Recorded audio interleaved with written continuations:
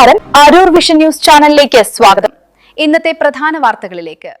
കൈക്കൂലി വാങ്ങുന്നതിനിടെ ചേർത്തല ഡിവൈഎസ്പിയെ വിജിലൻസ് സംഘം പിടികൂടി. കൈക്കൂലി വാങ്ങുന്നതിനിടെ വിജിലൻസ് കുരുക്ക്. ഓട് പൊളിച്ച് രക്ഷപ്പെടാൻ ശ്രമിച്ച ഡിവൈഎസ്പിയെ ഓടിച്ചിട്ട് പിടിച്ച് ഉദ്യോഗസ്ഥർ.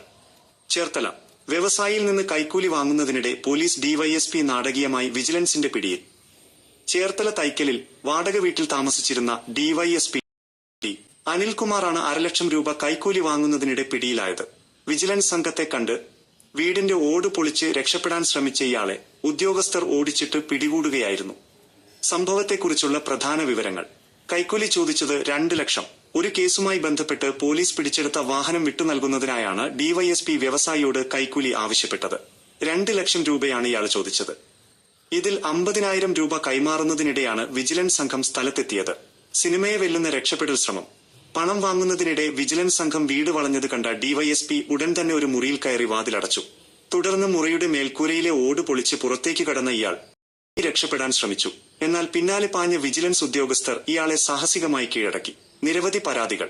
പിടിയിലായ ഡിവൈഎസ്പി അനിൽകുമാറിനെതിരെ സമാനമായ രീതിയിൽ വേറെയും നിരവധി പരാതികൾ നിലവിലുണ്ടായിരുന്നതായി സൂചനയുണ്ട്.